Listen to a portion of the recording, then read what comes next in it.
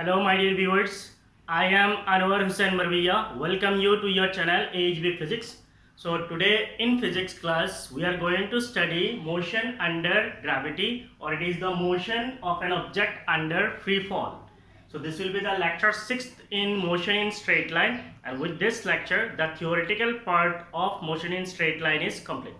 ठीक है, तो आपको खुशी हो रहा है कि मीन्स एक चैप्टर पढ़ लिया है कि नहीं है. Now see, अब जब भी फिजिक्स पढ़ते हो, if we say physics, मैं कुछ आपको इंपॉर्टेंट चीज बोलने वाला हूं. आप इस चीज को अच्छी तरीके से सुनिए और फिजिक्स के सामने ऐसे कुछ क्वेश्चन मार्क डाल दीजिए. ठीक है, तो फिजिक्स का मतलब है क्वेश्चन मार्क. ठीक है, तो ये फिजिक्स जो है ये क्वेश्चन मार्क क्यों है? मीन्स हमें ऐसा लगता है, जैसे मीन्स मुझे खुद लगता है कि फिजिक्स जो है बहुत टफ है, मान लीजिए, और मेरे जो स्टूडेंट्स होते हैं वो भी बोलते हैं कि साइंस पे जितने सब्जेक्ट्स हैं उनमें से फिजिक्स जो है ज़्यादा टफ है. बेसिकली स्टूडेंट्स को फिजिक्स टफ क्यों लगता है? द क्वेश्चन इज, फिजिक्स अगर हम लोग बोलते हैं तो फिजिक्स का बेसिकली दो पार्ट आता है. वन इज थियोरेटिकल फिजिक्स, एक है आपका थियोरेटिकल और दूसरा है एनालिटिकल. ठीक है, तो मैं आपको एट प्रेजेंट जो फिजिक्स पढ़ाता हूं वो बेसिकली थियोरेटिकल फिजिक्स है. तो थियोरेटिकल फिजिक्स जो है वो बेसिकली आपका बोर्ड एग्जाम्स पे आता है. एनालिटिकल फिजिक्स जो है वो बेसिकली आपको एंट्रेंस एग्जामिनेशंस पे आता है ना. आप जैसे भी बोलते हो थियोरेटिकल फिजिक्स, तो थियोरेटिकल फिजिक्स के अंदर पे क्या क्या आता है? जैसे मान लीजिए आप मोशन इन स्ट्रेट लाइन पढ़ते हो, तो सबसे पहले आपको उस चैप्टर के इंट्रोडक्शन के बारे में पता होना चाहिए. What is it's introduction? What is the introduction? Means उस चैप्टर के अंदर हम क्या क्या पढ़ेंगे, उस चैप्टर के अंदर जो चीज़ पढ़ेंगे उसको हम लोग कैसे कैसे रिलेट करेंगे रियल लाइफ में. इसका मतलब इंट्रोडक्शन पढ़ते हो, फिर आप इलास्ट्रेशंस पढ़ते हो. इलास्ट्रेशंस का मतलब है उन चीज़ों को हम लोग प्रैक्टिकली कैसे रिलेट करेंगे रियल लाइफ में. इंट्रोडक्शन आपने जान लिया. इलास्ट्रेशंस आप लोगों ने, जैसे मान लीजिए कुछ एग्जांपल्स में लेता हूँ यहाँ पे आपको समझाने के लिए, वो सारे क्या है? इलास्ट्रेशंस है. उसके बाद आप क्या पढ़ते हो? कुछ लॉज पढ़ते हो, कुछ थियरम्स पढ़ते हो, फिर कुछ मान लीजिए आप डेराइवेशंस करते हो. डेराइवेशंस हो गया, जैसे इंट्रोडक्शन, इलास्ट्रेशन, लॉज, थ्योरम्स, डेराइवेशंस. तो इन सारे चीज़ों को कहाँ पे हम लोग बेसिकली पढ़ते हैं? थियोरेटिकल फिजिक्स में पढ़ते हैं. और जैसे ही हम लोग बोलते हैं एनालिटिकल, इसका मतलब ये बेसिकली आपका अप्लाइड फिजिक्स पार्ट आता है. It is the applied physics. Means हमने जो थियोरेटिकल फिजिक्स में पढ़ा है उसका जो नॉलेज हमें मिलेगा, उस नॉलेज को यूज करके हम फिजिक्स में उस चीज़ को कैसे अप्लाई करेंगे. So that is what is your analytical physics. ना क्वेश्चन ये है कि अगर हम लोग बोलते हैं बोर्ड फिजिक्स, मीन्स आप, जैसे मैं आपको पढ़ा रहा हूँ बोर्ड एग्जाम्स के लिए, अगर आप बोर्ड एग्जाम्स की बात करें तो बोर्ड एग्जाम्स पे आपको 60% जो है आपको क्या मिलेगा? थियोरेटिकल मिलेगा. थियोरेटिकल मिलेगा. और 40% जो है आपको एनालिटिकल मिलेगा. एनालिटिकल मिलेगा. तो 60% आपका हो गया थ्योरी और 40% आपका एनालिटिकल मिलेगा. और जो एनालिटिकल मिलता है वो भी मोस्टली इजी होता है. ये एनालिटिकल पार्ट जो है ये आपको मोस्टली इजी ही दिया जाता है. एक या दो आपको टफ दिया जाता है ताकि आप 100 स्कोर ना कर पाओ. तो मोस्टली इजी एनालिटिकल पार्ट जो है आपको दिया जाता है इन बोर्ड एग्जाम्स. नाउ सी, अगर मैं आपको थ्योरेटिकल पढ़ा रहा हूँ, 60% मार्क आपका थ्योरी पे है, थ्योरेटिकल है, तो इसका मतलब मैं कोशिश करूंगा कि 60% ऑफ 70, इसका मतलब क्या है? 60 में से 70 मीन्स नियरली 42 मार्क्स है. कितना है? 42 मार्क्स है. सो अगर आपको 42 मार्क्स आ गया और मान लीजिए आपको प्रैक्टिकल में 28 आता है तो भी आपको 70 स्कोर हो रहा है, देन इट इज सफिशिएंट. ठीक है, अब आते हैं एनालिटिकल पार्ट में. एनालिटिकल पार्ट में मोस्टली क्या होता है? इजी पार्ट होता है बोर्ड में. इसका मतलब आपको जो मैं डेरिवेशंस कराता हूँ, जो आपको थ्योरीज पढ़ाता हूँ, जो आपको लॉज पढ़ाता हूँ, उन लॉज और फार्मूलाज पे सिंपल फार्मूला बेस्ड जो एनालिटिकल पार्ट है वो बेसिकली आपका आता है बोर्ड एग्जाम्स पे. ठीक है, तो मान लीजिए इस एनालिटिकल पार्ट में बेसिकली आपको क्या पढ़ाया जाता है? एनसीईआरटी का जितने भी एग्जाम्पल्स है, जितने भी एक्सरसाइज है वो हो गया. अब मान लीजिए किसी एक स्टूडेंट को 70% आता है मार्क्स इन फिजिक्स, 70% मार्क्स उसको आ गया फिजिक्स में, मीन्स आउट ऑफ 100 उसको मिला कितना? मिला 70. वो अगर बाहर जाके बोलेगा कि मैंने फिजिक्स बहुत पढ़ लिया है, ठीक है, मुझे फिजिक्स में 70 आया है, देन उसको एक्चुअली फिजिक्स नहीं आता है. सी, ये जो थियोरेटिकल फिजिक्स है इसके अंदर फिजिक्स कम है. फिजिक्स कम क्यों है? क्योंकि इससे आपको बेसिकली क्या होता है? नॉलेज मिलता है. आपको क्या मिलता है? नॉलेज मिलता है. आपको वहां से क्या मिलता है? कंसेप्ट मिलता है. मीन्स आपको जो कंसेप्ट चाहिए वो कंसेप्ट मिलता है. लेकिन उस कॉन्सेप्ट्स को अगर आप एनालिटिकल फिजिक्स में यूज नहीं करेंगे तो उसका कोई आपको पता ही नहीं चलेगा कि वो फॉर्मूला मैंने पढ़ा वो कहाँ पे यूज होता है, वो चीज़ वहाँ से मैंने वो जो कॉन्सेप्ट्स लिया है अगर एनालिटिकल पार्ट में नहीं जाएंगे तो आपको पता नहीं चलेगा उसका रियल लाइफ एप्लीकेशंस क्या है। तो इसका मतलब आपको जितना भी थ्योरेटिकल फिजिक्स पढ़ाया जाता है आपको क्या करना है, अप्लाइड फिजिक्स पार्ट जो है, एनालिटिकल पार्ट जो है उसको आपको डेवलप करना है। और वो एक दिन में नहीं होता है कि आप एक दिन बैठ गए और पूरा पूरा पूरा फिजिक्स पढ़ लिया, ऐसा नहीं होता है। आप धीरे धीरे प्रॉब्लम सोल्व करते रहिए। जितना आप प्रॉब्लम सोल्व करेंगे, जितना आपने थ्योरी पढ़ा है वो सारे थ्योरीज को यूज़ कीजिए, प्रॉब्लम्स को सोल्व कीजिए, आप देखेंगे धीरे धीरे धीरे धीरे जो है आपको फिजिक्स आसान लगने लगेगा। नहीं तो फिजिक्स में इतना सारा सिंबल्स है, इतना सारा चीज़, उसमें खुद कंफ्यूज हो जाओगे किस में कहाँ पे कौन सा सिंबल यूज़ करना है ना। बात करते हैं अगर हम लोग बोलते हैं एंट्रेंस पार्ट का, ये तो हो गया बोर्ड एग्जाम्स। तो मुझे बेसिकली कौन सा टारगेट होता है, 42 मार्क्स का टारगेट होता है। अगर कोई भी स्टूडेंट देखने से कोई भी स्टूडेंट मेरे को मान लीजिए यहाँ पर ऑनलाइन क्लासेस कर रहा है या फिर मान लीजिए मेरा फिजिकल क्लास करता है, तो पहले मैं सोचता हूँ कि किसी भी तरह 42 मार्क्स आ जाए। ये अगर आ गया तो मेरा काम हो गया, कोई भी स्टूडेंट फेल नहीं करेगा। 42 में से मान लीजिए उसको अगर 30 भी आ गया तो फेल नहीं करेगा। तो मेरा पहला टारगेट होता है ये। उसके बाद देखते हैं कि कौन स्टूडेंट जो है किधर जा सकता है, उसको एनालिटिकल पार्ट कितना दे सकते हैं, उसके हिसाब से आगे जाते हैं। दैट इज डिफरेंट थिंग है। और अगर हम लोग बोलते हैं एंट्रेंस पार्ट, तो अगर आप एंट्रेंस एग्जामिनेशन में जैसे ही बैठते हो किसी भी एंट्रेंस एग्जाम में, तो आपको बेसिकली 20% ही मिलेगा आपको थ्योरी। और वो जो थ्योरी मिलेगा वो भी बेसिकली स्टेट डिफाइन ये सब नहीं रहेगा, this will be basically complex theory मिलेगा। और 80% जो है आपका बेसिकली क्या होता है, मैं खाली फिजिक्स का ही पेपर बात कर रहा हूँ, बाकी पेपर का मुझे नहीं पता है। एनालिटिकल पार्ट आपको 80% मिलेगा। तो इसका मतलब इसीलिए एंट्रेंस एग्जाम जो है टफ हो जाता है। तो यहाँ पे कुछ स्टूडेंट क्या करते हैं, मान लीजिए HS first year second year पढ़ लिए, 70% आ गया तो सीधा एंट्रेंस में एडमिशन ले लेते, एंट्रेंस के लिए कोचिंग्स वगैरह लेने के लिए एडमिशन ले लेते हैं। तो इसमें होता क्या है, जैसे आप एंट्रेंस एग्जामिनेशन के लिए प्रिपरेशन में जाते हो, वो लोग आपको वो थ्योरेटिकल पार्ट नहीं पढ़ाते। वो लोग बेसिकली क्या करेंगे, आपको नोट्स दे देंगे, रेडीमेड्स नोट दे देंगे, आप उससे पढ़िए। ऐसा एज्यूम किया जाता है कि आपने थ्योरेटिकल पार्ट जो है पढ़ लिया है, आपका वो नॉलेज है, आपको सीधा अप्लाइड पार्ट में लेके चले जाते हैं। अगर आपका इस पार्ट में खुद अभी कमजोरी है, तब जैसे इस पार्ट में जाएंगे आपका हाल बुरा हो जाएगा। तो इसी से आपको क्या होगा, धीरे धीरे धीरे जो है फिजिक्स बुरा हो जाएगा। तो सिंपल चीजें, मान लीजिए मैं अभी बोलता हूँ चैप्टर खत्म हो गया, क्या खत्म हो गया, ये थियोरेटिकल पार्ट मैंने पढ़ा दिया, ये एनालिटिकल पार्ट खत्म नहीं हुआ। इसका मान लीजिए मैं 5% आपको कराया, हार्डली मैंने 5 या 6 न्यूमेरिकल्स कराया, तो कितना कराया, 5% भी नहीं हुआ, बहुत कम हुआ एनालिटिकल पार्ट। वो एनालिटिकल पार्ट आपको धीरे धीरे क्या करना है, डेवलप करना है। वो एक दिन से नहीं होता है, बहुत समय लगेगा, धीरे धीरे आपको डेवलप करना है। क्लियर? तो ये हो गया, मीन्स आपका एक दिमाग में जो होता है ना, एंट्रेंस क्या है और बोर्ड क्या है, कुछ नहीं है। फिजिक्स का ये दो पार्ट है, theory and analytical. Theoretical part आपका बोर्ड एग्जाम में ज्यादा आता है, एनालिटिकल पार्ट एकदम कम आता है, मीन्स नेग्लेक्ट किया जाता है। एनालिटिकल पार्ट को कम आता है एग्जाम में, ऐसा नहीं है कि छोड़ दिया जाता है, और आता भी है तो इजी पार्ट आता है, थोड़ा कॉम्प्लेक्स आता है, 5 to 10 मार्क्स का कॉम्प्लेक्स आता है। और एंट्रेंस एग्जाम बोलेंगे तो 20% थ्योरी रहेगा, वो भी कॉम्प्लेक्स थ्योरी रहेगा, सीधा नहीं पूछा जाएगा ये क्या है वो क्या है, वो भी कॉम्प्लेक्स थ्योरी रहेगा। और 80% जो एनालिटिकल पार्ट होता है, मीन्स वो अप्लाइड फिजिक्स होता है, जिससे आपको टफ लगने लगता है कि ये फिजिक्स जो है टफ है।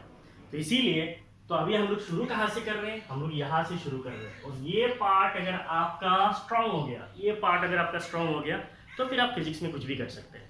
तो इसका मतलब ये पार्ट को अच्छी तरीके से पढ़ना है। इसीलिए इस पार्ट को पढ़ाने के लिए क्या करना पड़ता है, लिखना पड़ता है, बोलना पड़ता है, चिल्लाना पड़ता है, बहुत कुछ करना पड़ता है। कभी कभी ऐसा होता है कि जैसे मान लीजिए मेरा वीडियो का लेंथ लंबा हो जाता है, बड़ा हो जाता है, तो आप लेंथ को देख के डरना नहीं है। मान लीजिए 40 मिनट से ज़्यादा होता है तो एक बार में मत देखो, उसको क्या करो, 30 मिनट के बाद एक ब्रेक ले लो, 10 से 15 मिनट का एक ब्रेक ले लो, ब्रेक लेने के बाद फिर आओ, फिर आके बाकी टाइम देखो। मैं ऐसे तो मान लीजिए हर 30 मिनट पे आके यहाँ पे खड़ा हो गया, hello my dear viewers, intro outro ये सब देख के वीडियो बना के छोटा छोटा फिर अपलोड करना इतना आसान नहीं होता है, ठीक है। तो इसीलिए मैं एक वीडियो में एक ही क्लास को पूरा खत्म कर देता हूँ। आप देखिए लेंथ कितना है, ज़्यादा है, ठीक है, 30 मिनट देखिए, देख के ब्रेक ले लीजिए, फिर आके देखिए, ठीक है। सो हम लोग अभी कौन सा पार्ट पढ़ रहे हैं, बेसिकली थ्योरेटिकल पार्ट पढ़ रहे हैं। इस पार्ट को आप ध्यान से समझना, क्या बोला जा रहा है इसके अंदर, उस पार्ट को अच्छी तरीके से सुनना है। अगर आपका ये पार्ट स्ट्रॉन्ग हो गया तो फिर आपको फिजिक्स में कोई नहीं रोक सकता है, ना आप बोर्ड में आपका रुकेगा, ना आपका एंट्रेंस रुकेगा, हर जगह आप क्लियर कर सकते हो। कंडीशन इतना है कि आपका ये पार्ट जो है क्या होना चाहिए, स्ट्रॉन्ग होना चाहिए। थ्योरेटिकल पार्ट जो एकदम स्ट्रॉन्ग मजबूत होना चाहिए। आप क्या पढ़ रहे हो, मान लीजिए अगर आप बोलते हो kinematic equation say the kinematic equation is v equal to u plus at, किसी को भी पूछो बोलेगा v is final velocity, u is initial velocity, a is acceleration, t is time.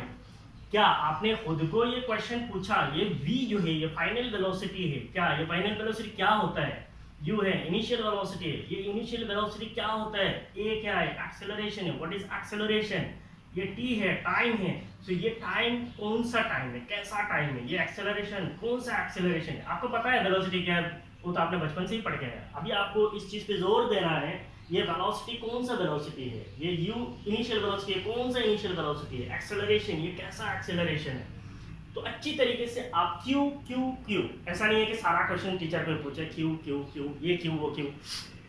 Q आपका क्या करना है, इस दिमाग को देना है, ठीक है। और इस दिमाग के अंदर जब आप क्यू बोल के क्वेश्चन देते हो, ये वी क्यू है, तो दिमाग के अंदर ये इंफॉर्मेशन प्रोसेसिंग होता है, होके आपका आंसर आपका खुद दिमाग देगा कि इसका आंसर ये है। तो इसका मतलब सारे क्वेश्चंस आप पहले अपने दिमाग पे करना। आपका दिमाग से अगर सारे रिजल्ट्स आ गए देन इट इज़ वंडरफुल। अगर नहीं आता है, नहीं आएगा, मान लीजिए एज ए स्टूडेंट नहीं आएगा, तो जो आपसे नहीं हो रहा है then you forward it to the teacher. लेकिन टीचर का हेल्प लेना है आपको, सीखने के लिए आपको हेल्प लेना ही पड़ेगा। आप बैठ बैठ के सोचोगे कि मैं सब सीख लूँगा, नहीं कर सकते। It is not possible in physics, you have to forward to your teachers, ठीक है। सो आज का क्लास शुरू करते हैं। आज का जो हमारा क्लास है, ये क्लास बेसिकली है छोटा छोटा 3 टॉपिक के ऊपर। सबसे पहला टॉपिक क्या है, motion under gravity, means gravity पे जो मोशन होता है उसको हम लोग बोलते हैं मोशन अंडर ग्रेविटी, और motion of an object under free fall. तो आपको ये चीज तो क्लियर हो गया, अभी एंट्रेंस पे क्या आता है और बोर्ड पे क्या आता है, और हम क्या पढ़ रहे हैं, और आगे आप जिंदगी में क्या पढ़ने वाले हैं।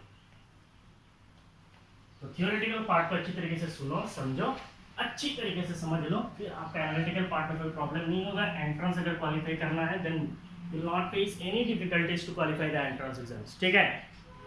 तो जब भी मैं बोलता हूँ फ्री फॉल, इसके अंदर 2 वर्ड है। अगर मैं सुनो पहले, मैं हमेशा बोलता हूँ सुनो पहले, लिखने के लिए मैं जब बोलूंगा तो भी आपको लिखना है। फ्री फॉल है, अगर कोई किसी भी इंसान को बोलोगे फ्री फॉल क्या है, अरे सर क्या है, फ्री का मतलब फ्री है, फॉल का मतलब फॉल है। फ्री फॉल का मतलब है फ्रीली फॉल कर रहा है, उसको ही बोलते हैं फ्री फॉल।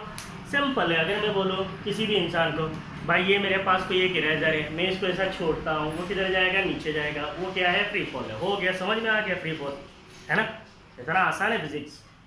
फ्री फॉल का मतलब ये नहीं है, हम लोग जो फ्री फॉल समझते हैं, ये फिजिक्स के जो टर्म्स है ना, ये टर्म्स देख के आपको ऐसा नहीं सोचना कि ये सब आ जाता है। ये टर्म्स जो है हमेशा कंफ्यूजिंग टर्म्स होता है। फ्री फॉल का मतलब क्या है, फ्री फॉल का मतलब ये नहीं है कि आपके पास कोई एक बॉल है, कोई भी एक ऑब्जेक्ट है, से देयर इज एन ऑब्जेक्ट, उस ऑब्जेक्ट को आपने छोड़ दिया तो वो नीचे जाएगा, फ्रीली फॉल करेगा, जाके यहाँ पे ग्राउंड पे गिरेगा, गिरेगा ऑब्वियसली गिरेगा। अब ऑब्जेक्ट ऊपर से नीचे की तरफ आया, ग्राउंड पे गिर गया, सो इट इज फ्री फॉल। ये हमारा बेसिकली क्या है, कॉन्सेप्ट है, हम जानते हैं यही है free fall. But free fall ये नहीं है। अब बोलोगे सर ये नहीं है तो क्या है, बोलिए जल्दी जल्दी। मान लीजिए यहाँ पे कोई एक गन है, क्या है, गन है, फिजिक्स का गन ऐसे ही होता है, ठीक है। यहाँ पे कोई एक गन है, तो कोई एक इंसान जो है एक बुलेट को फायर करता है, तो यहाँ पे क्या है, कोई एक बुलेट है, से दिस इज अ बुलेट। उस बुलेट को उसने फायर किया, तो वो बुलेट क्या करेगा, द बुलेट बेसिकली आप बोलोगे सर बुलेट तो ऊपर ही जाएगा ना, ऊपर गया, इधर गया।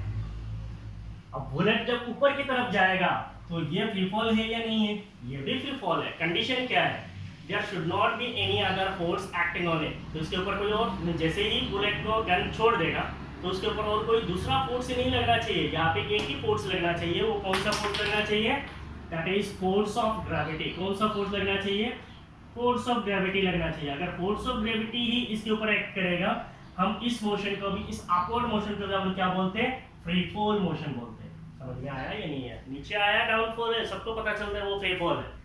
लेकिन अगर मैं बुलेट को सीधा ऊपर की तरफ फायर करता हूँ, सीधा ऊपर की तरफ जाएगा, that is it is the upward motion. Upward motion के टाइम पे इसके ऊपर कौन सा फोर्स लग रहा है, ग्रेविटी का फोर्स लग रहा है, तब इस अपवर्ड मोशन को भी हम लोग क्या बोलते हैं, फ्री फॉल मोशन बोलते हैं। तो फ्री फॉल मोशन का मतलब आपको क्या समझ में आ गया, it is motion under gravity. Free fall का मोशन का मतलब क्या, it is the motion under gravitational force. Gravitational force के अंडर पे जो मोशन होता है उसको कहा जाता है फ्री फॉल मोशन। अब मान लीजिए ये ऑब्जेक्ट जो है, मान लीजिए बुलेट यहाँ पे आया, यहाँ पे आने के बाद क्या हो जाएगा, एक थोड़ा सा समय के लिए वो रस्ट पे आ जाएगा, मींस उसका वेलोसिटी जो है 0 हो जाएगा, सीधा ऊपर गया, इधर गया, वेलोसिटी 0 हो गया। अब उस रेस्ट जो टाइम है, उस टाइम पे भी जो मोशन है उसको भी कहा जाता है फ्री फॉल। मींस ऊपर में, अब बोलोगे सर यहाँ मोशन कहाँ हो रहा है, ऊपर में जाके रेस्ट में आ गया ना, वो रेस्ट का कंडीशन को भी फ्री फॉल मोशन कहा जाता है, क्योंकि वो जब रेस्ट पे आएगा तब भी उसके ऊपर कौन सा फोर्स लगेगा, फोर्स ड्यू टू ग्रेविटी ही लगेगा। अब ऊपर चला गया बुलेट, फिर ऊपर से नीचे की तरफ आएगा, ऊपर गया, इधर रेस्ट लिया, फिर नीचे आया, ये भी फ्री फॉल मोशन है। इसका मतलब ऊपर जाने का, ऊपर में रेस्ट लेने का, फिर आने का, तीनों मोशन कैसा मोशन है? फ्री फॉल मोशन है। तो फ्री फॉल मोशन को डिफाइन करने के लिए कौन सा चीज जरूरी है?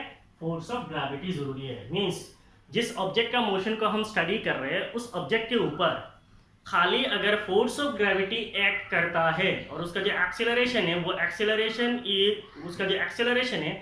एक्सेलरेशन अगर एक्सेलरेशन ड्यू टू ग्रेविटी होता है तो उस मोशन को कहा जाता है फ्री फॉल मोशन। जरूरी नहीं है कि वो ऑब्जेक्ट खाली नीचे जाए, ऑब्जेक्ट ऊपर भी जा सकता है, ऊपर में रेस्ट ले सकता है, फिर नीचे आ सकता है। तीनों कंडीशन में कौन सा मोशन हो रहा है? फ्री फॉल मोशन हो रहा है। कंडीशन इतना है, वहाँ पे जो फोर्स है वो कैसा फोर्स है? ग्रेविटी का फोर्स है। वहाँ पे जो एक्सेलरेशन है वो कौन सा एक्सेलरेशन है? एक्सेलरेशन ड्यू टू ग्रेविटी है। उस मोशन को कहा जाता है फ्री फॉल मोशन। तो सबसे पहला इस चीज से आपको दिमाग में आ गया कि फ्री फॉल मोशन क्या होता है, अब समझ में आया। ठीक है, अब अगर हम लोग बोलेंगे कि फ्री फॉल मोशन को थोड़ा थियोरेटिकली पढ़ते हैं, what is actually theoretical motion, what is actually free fall motion, उसको थोड़ा थियोरेटिकली पढ़ते हैं। सपोज फ्री फॉल मोशन तो हेडिंग ही डाल दिया ना, तो कोई प्रॉब्लम नहीं है। Suppose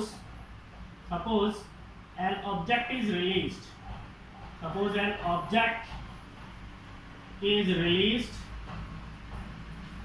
near the surface of earth, near the surface of earth. It accelerates downwards, it accelerates downward under the influence of gravitational force, under the influence of gravitational force. So इसका मतलब क्या है? Suppose an object is released near the surface of earth and accelerates downward under the influence of gravitational force. मान लीजिए ये हमारा अर्थ का surface है। What is this? This is the surface of earth. हमारे पास कोई एक ऑब्जेक्ट है, मान लीजिए यहाँ पे कोई एक ऑब्जेक्ट है, ये कहाँ पे? अर्थ के सरफेस के पास है। इसको अगर हम लोग छोड़ेंगे then it will move downward। ये सबको पता है, यूनिवर्सल ट्रूथ है, it will move downward। क्यों जाएगा? क्योंकि अर्थ का सेंटर की तरफ जाएगा। मान लीजिए यहाँ पे अर्थ का सेंटर है, सीधा centre of earth, centre of earth. So any object that will release near the surface of earth will be accelerated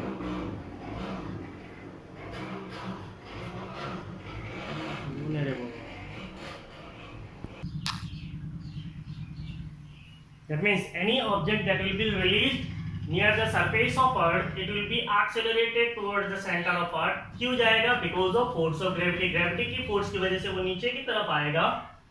So suppose an object is released near the surface of earth, it accelerates downward under the influence of gravitational force। क्यों जाएगा? Gravitational force की वजह से जाएगा। If air resistance is neglected, if air resistance is neglected, the motion is considered as free fall motion। The motion is considered नीचे, the motion is free fall। Simple है, the motion is free fall। तो मैंने क्या consider किया? If air resistance is neglected, यहाँ पे एक चीज है, if air resistance is neglected, the motion is free fall। इसका मतलब क्या है? यहाँ पे मान लीजिए कोई एक ऑब्जेक्ट है, इसको अगर हम लोग छोड़ते हैं तो ये किधर से आता है? बेसिकली ये एयर से गुजर के आता है। इमेजिन कीजिए आपके पास कोई एक बॉल है, अगर आप इसको ऐसे छोड़ते हो, बॉल मान लीजिए नहीं है मेरे पास, अभी ये है, इसको अगर आप ऐसे छोड़ते हो तो ये जब आएगा ये जब आएगा उसके नीचे क्या है? एयर है। तो ये नीचे जाने का टाइम पे एयर इसको क्या करेगा? ऊपर की तरफ पुश करने की कोशिश करेगा।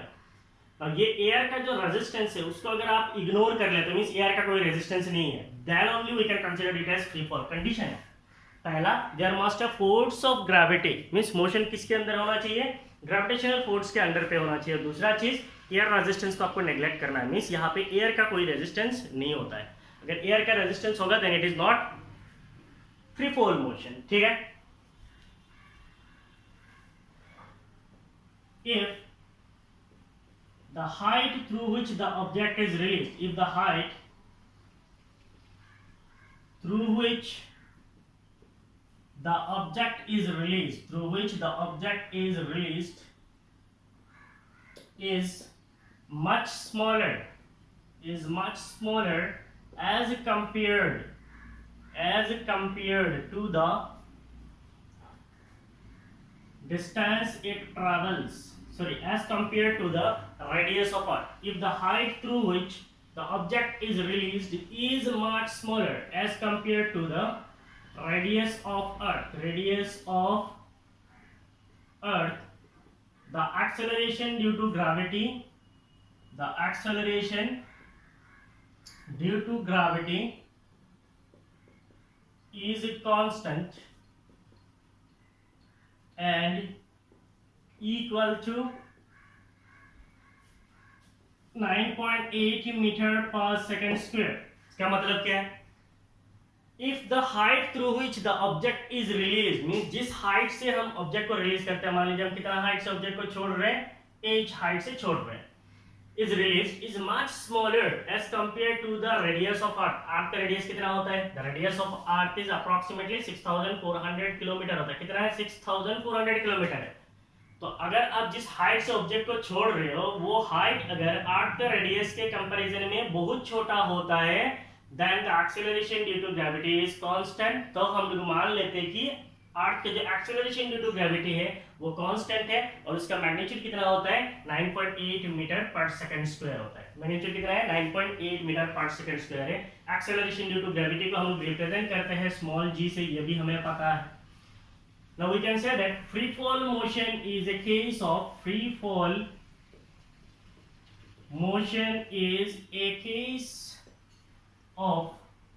motion under constant acceleration। तो अभी हमें पता चल गया है कि ऑब्जेक्ट को अगर हम लोग छोड़ते हैं अर्थ के पास में, अर्थ के पास से का मतलब क्या है? अर्थ का जो रेडियस है 6400 किलोमीटर, उससे बहुत कम अगर डिस्टेंस होता है, उसको अगर हम लोग छोड़ेंगे तो ये नीचे आएगा। उसके ऊपर जो एक्सेलरेशन एक्ट करेगा, that will be the acceleration due to gravity. Gravity की वजह से जो एक्सेलरेशन होगा, वो एक्सेलरेशन ड्यू टू ग्रेविटी का जो मैग्नीट्यूड है वो 9.8 मीटर पर सेकंड स्क्वायर है और वो कांस्टेंट है, हर जगह पे इसका एक्सेलरेशन सेम है। Then we can say that free fall motion is a case of motion under constant acceleration। यहाँ पे एक्सेलरेशन जो है वो कांस्टेंट है, तो हम लोग बोल सकते हैं फ्री फॉल मोशन जो है it is a case of motion under constant acceleration. So free fall motion जो है ये कांस्टेंट एक्सेलरेशन मोशन का एक केस है। ठीक है, so we are studying motion in constant acceleration. ठीक है, so we have gone through the motion under free fall. So this is about the theoretical part. पहले आप इसको लिख लीजिए, लिखिए।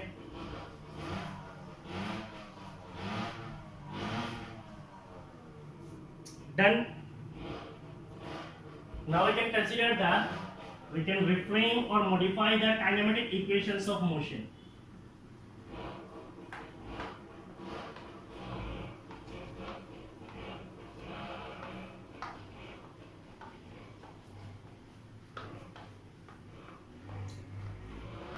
कौन है रे भाई, इतना साउंड क्रिएट कर रहा है।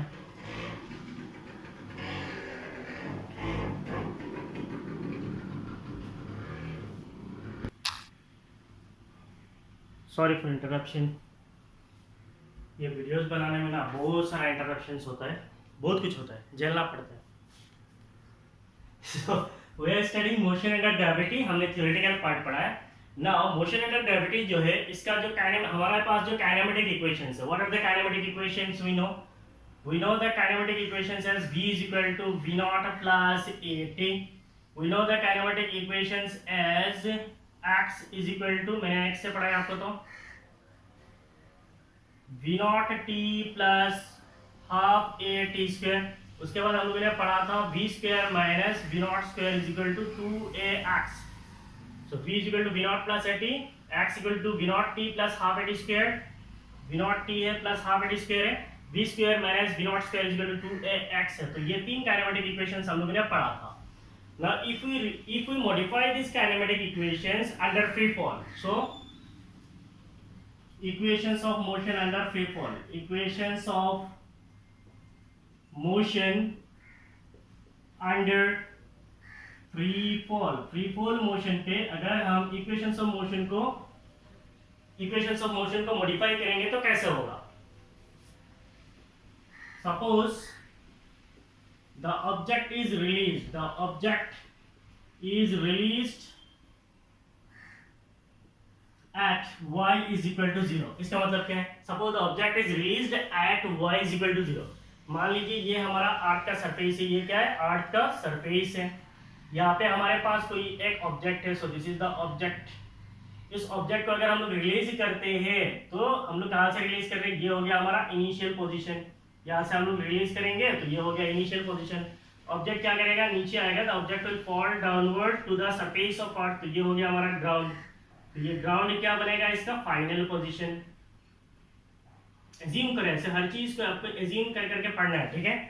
हमारे पास एक ऑब्जेक्ट है, वो ऑब्जेक्ट अभी ऊपर है। ऑब्जेक्ट को मैंने छोड़ा, वो किधर जाएगा? नीचे की तरफ जाएगा। किधर जाके गिरेगा? ग्राउंड पे गिरेगा। छोड़ा यहाँ से तो ये हो गया initial position. So this will become the initial position. छोड़ के जब ये ग्राउंड पे जाके गिरेगा उसको हम लोग क्या बोलेंगे? It is the final position, ठीक है?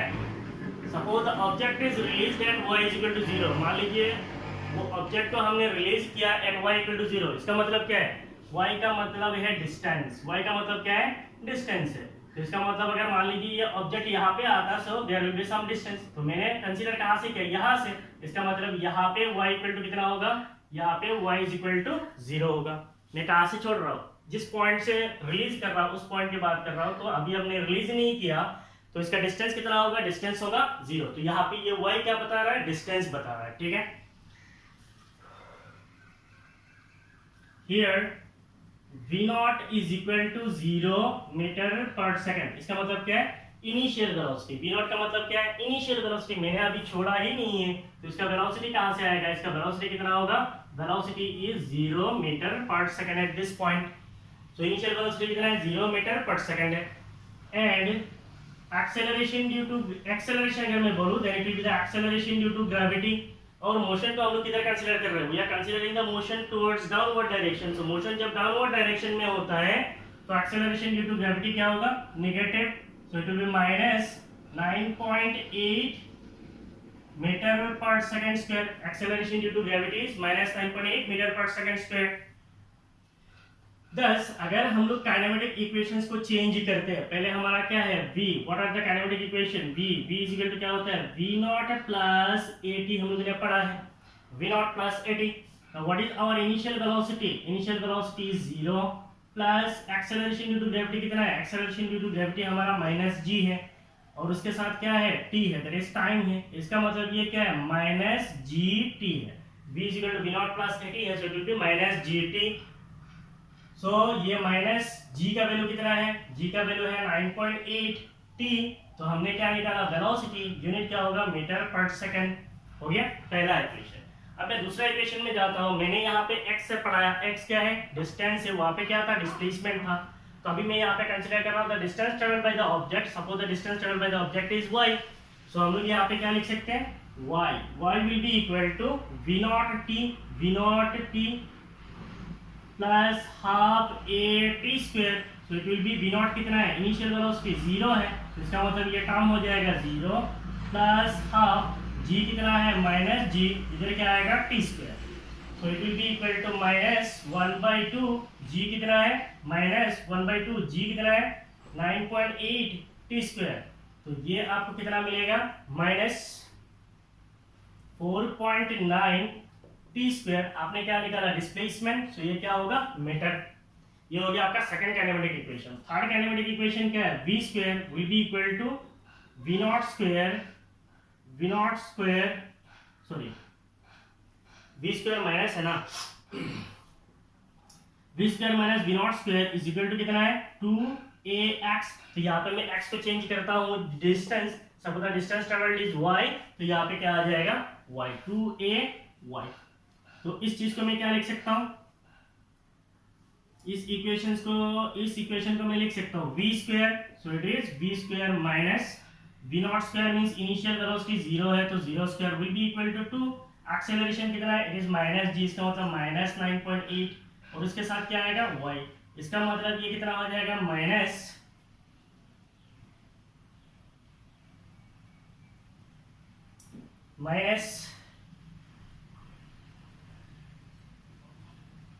19.6 y। मैंने क्या निकाला, वेलोसिटी स्क्वायर, तो इसका मतलब यूनिट क्या होगा, metre square per second square. Velocity square है, वेलोसिटी का यूनिट क्या है, मीटर पर सेकंड है, वेलोसिटी स्क्वायर निकाला तो क्या होगा, metre square per second square.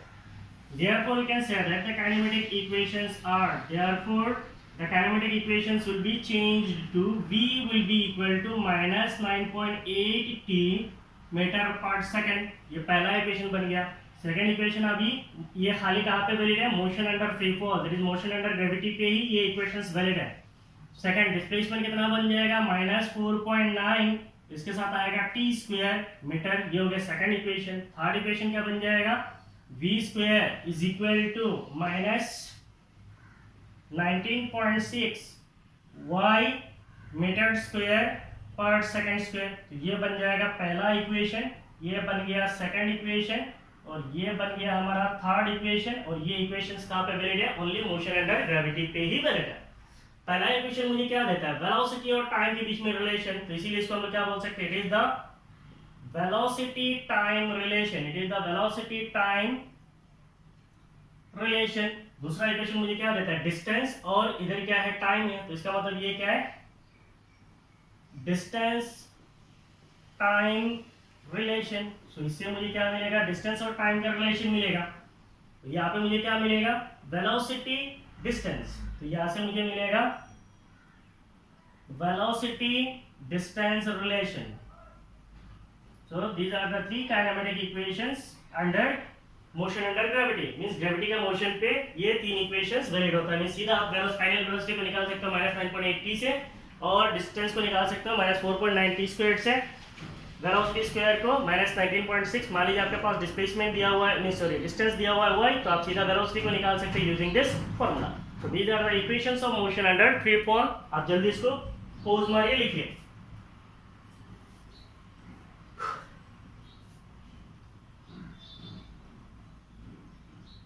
हो गया। नाउ हमने अभी काइनेमेटिक इक्वेशंस को पढ़ा है, हम अभी जानते हैं मोशन अंडर फ्री फॉल क्या होता है। मोशन अंडर फ्री फॉल का मतलब भी होता है मोशन ऊपर की तरफ भी हो सकता है, नीचे की तरफ हो सकता है, ऊपर जब रेस्ट पे होता है तब भी हो सकता है। कंडीशन इतना है कि वो मोशन कहाँ पे होना चाहिए, ग्रेविटेशनल फोर्स पे ही होना चाहिए। That means the motion should be under gravitational force, और उसके ऊपर जो एक्सेलरेशन लगेगा वो एक्सेलरेशन कौन सा एक्सेलरेशन लगना चाहिए, एक्सेलरेशन ड्यू टू ग्रेविटी ही लगना चाहिए। तो उसको हम लोग बोलेंगे मोशन अंडर फ्री फॉल। ना उसके बाद हमने एक पॉइंट पढ़ा था, मींस हमने थियोरेटिकली पढ़ लिया। उसके बाद हमने क्या पढ़ा, काइनेमेटिक इक्वेशंस को चेंज किया, means motion under gravity means free fall motion में काइनेमेटिक इक्वेशंस कैसे चेंज होता है वो भी हम लोगों ने देख लिया। अभी हम लोग कुछ इंपॉर्टेंट पॉइंट्स पढ़ेंगे, ठीक है। सो आप ऐसे हेडिंग लगा सकते हैं इंपॉर्टेंट पॉइंट्स बोलकर। पहला पॉइंट तो ये हो गया, मोशन अंडर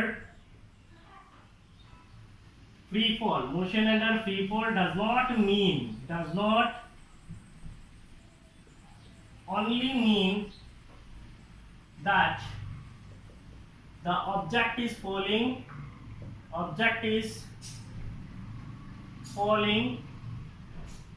downwards। तो ये पहला चीज हमारा दिमाग में आता है, मोशन अंडर फ्री फॉल का मतलब क्या, नीचे आ रहे हैं। सो motion under free fall does not only mean that the object is falling downward. जरूरी नहीं है कि हर ऑब्जेक्ट नीचे आएगा। The upward motion of an object, upward motion of an object। second, momentarily rest position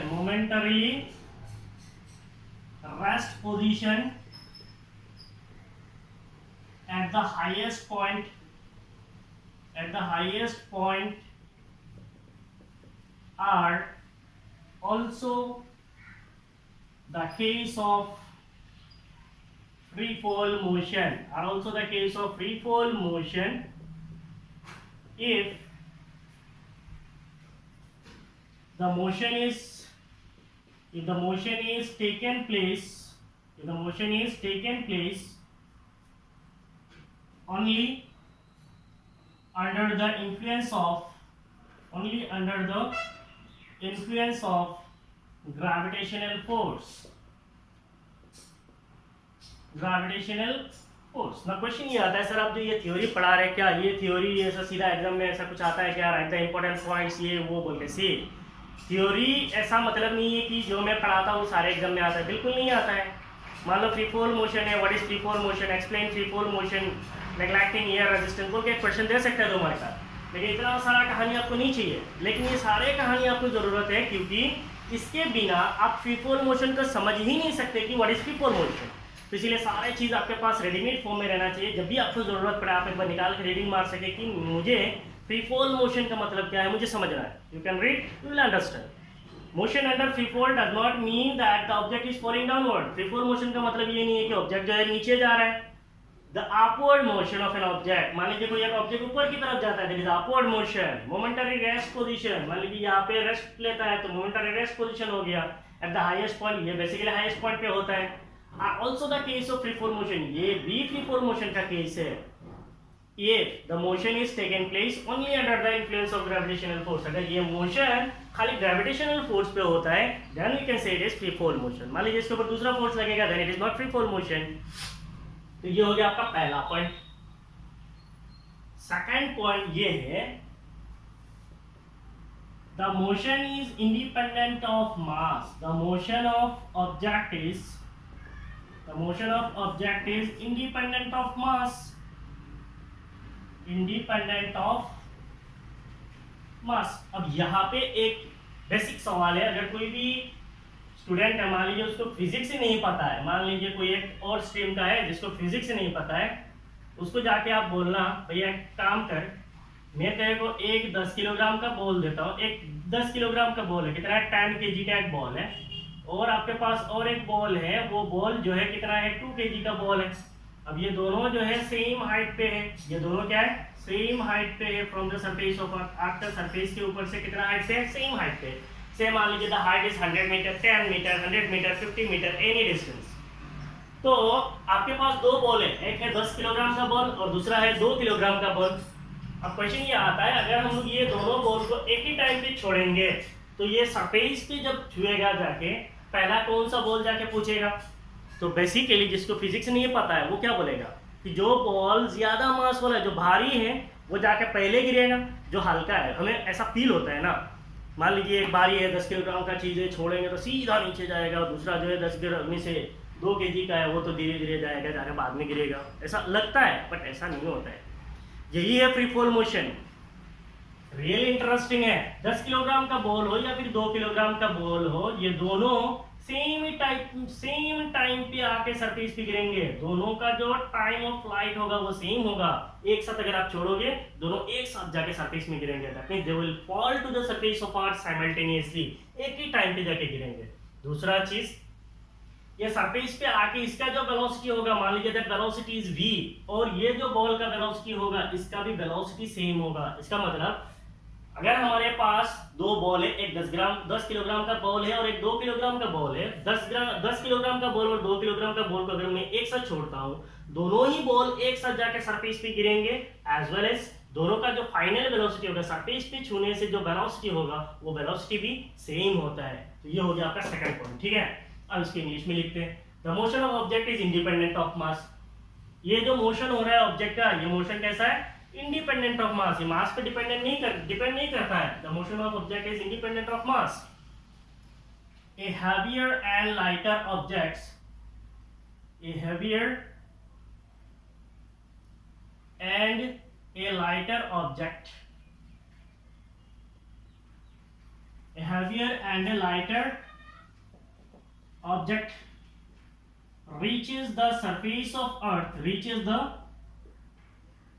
surface of earth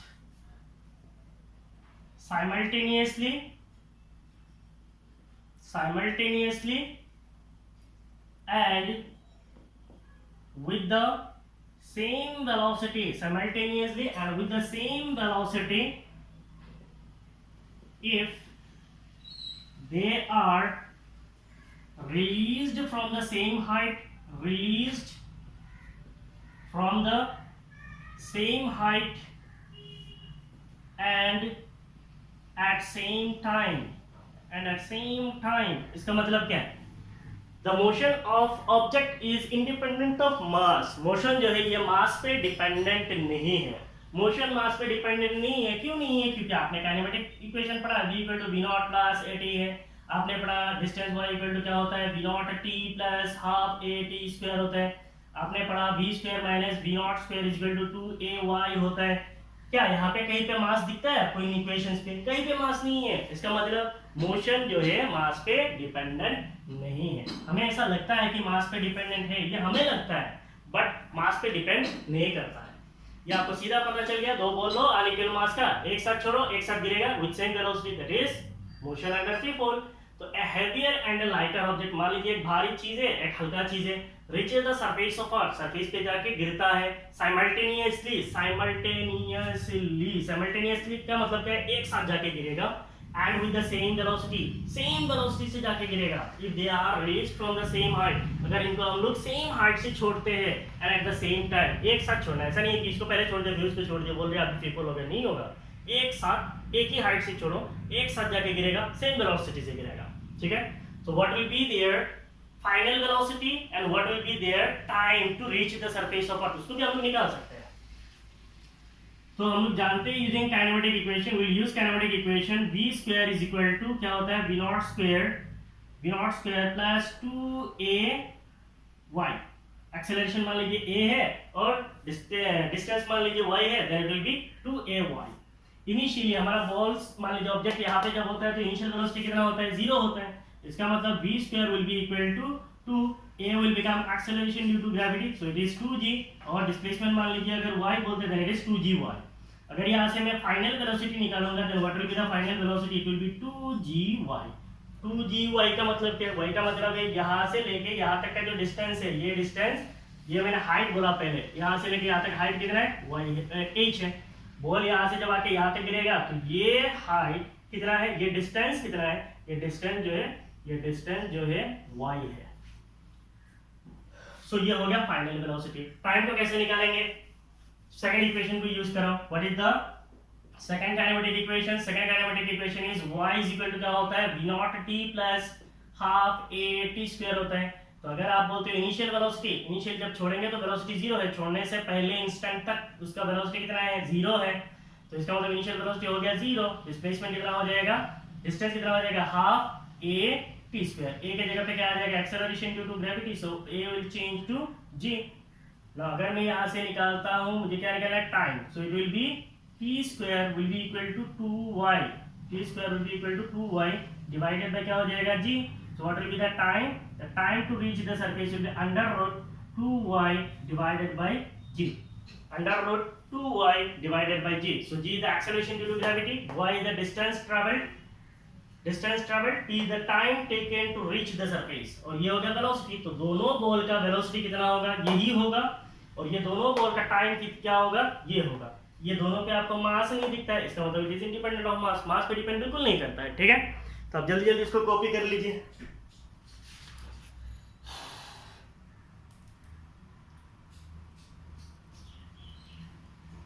अगर आपको confusion होता है ये डिस्टेंस हम लोग y यूज नहीं करेंगे तो भी कर सकते हैं। तो चलो इसको एक को मिटा देते तो आपको कंफ्यूजन नहीं होगा। हाइट को भी मिटा देता हूँ, तो ये y हो जाएगा। तो this is the distance, this is the height, same. तो आपका इक्वेशन चेंज नहीं होगा, सेम रहेगा। हो गया?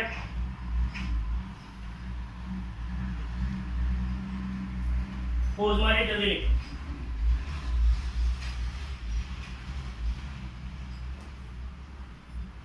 तो इंपॉर्टेंट पॉइंट्स में हम लोगों ने 2 पॉइंट पढ़ा है, दोनों इंटरेस्टिंग है। हम और 2 पॉइंट पढ़ेंगे फ्री फॉल मोशन का, और इंटरेस्टिंग है, ठीक है। Free fall motion is really interesting. Condition इतना है कि आपको समझना पड़ेगा, हर चीज समझना पड़ेगा। तो ये हो गया आपका थ्योरेटिकल पार्ट समझ लेंगे, फिर न्यूमेरिकल पार्ट आप खुद से कर सकते हैं। लेकिन न्यूमेरिकल पार्ट को डेवलप करने के लिए आप एक दिन में नहीं कर सकते, आपको धीरे धीरे करना पड़ेगा। And daily you have to practise. एक दिन में बिल्कुल नहीं होता है। थर्ड पॉइंट तो हम लोग क्या पढ़ेंगे? In free fall motion in free fall motion of an object, in free fall motion of an object, the time taken to move upward is equal to the time taken to move downward to the point of projection, इस चीज का meaning क्या है?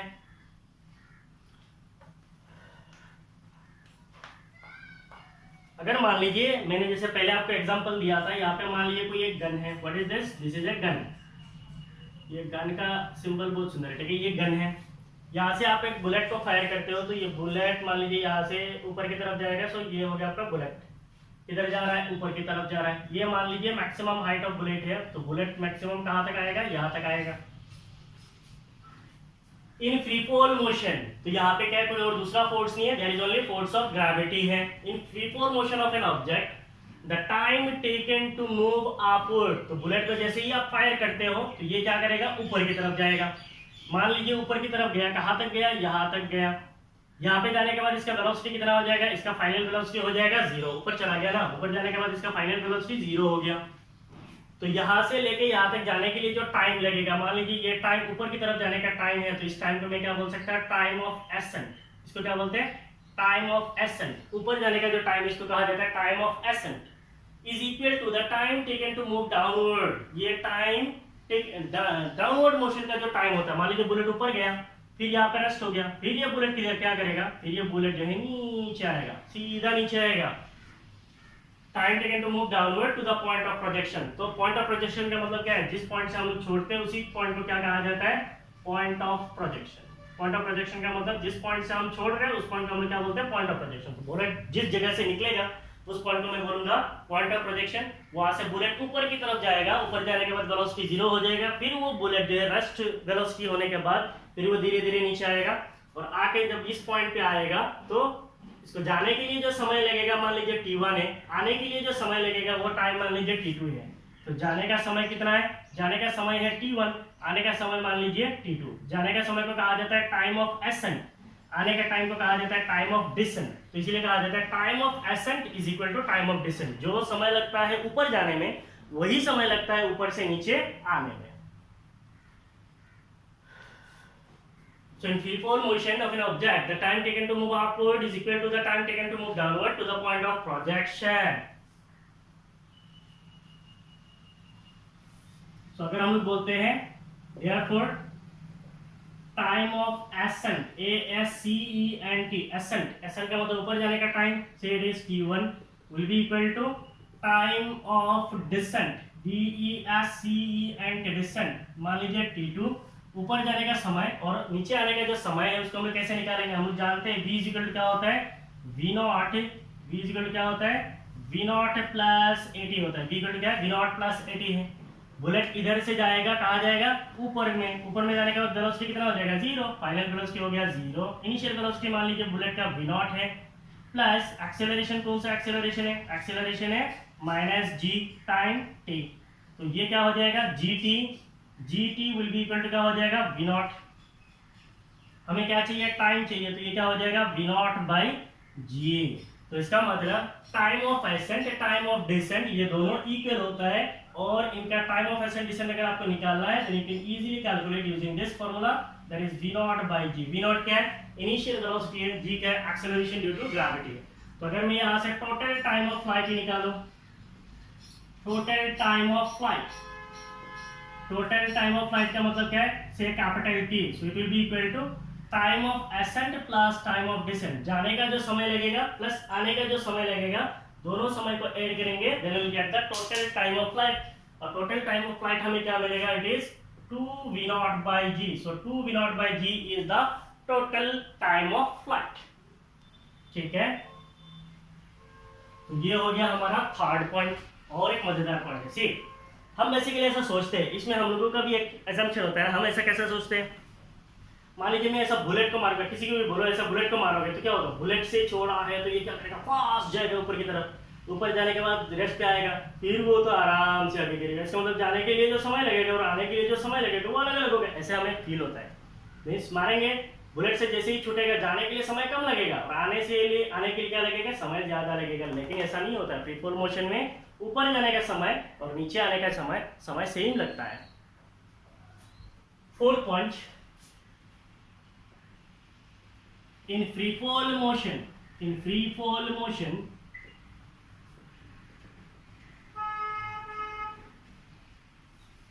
the speed at each and every point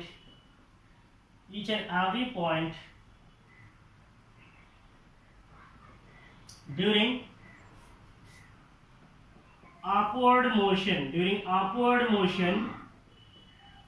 and downward motion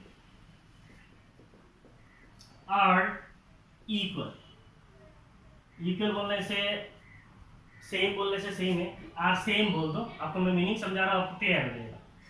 In free fall motion, the speed at each and every point during the upward motion and downward motion are same।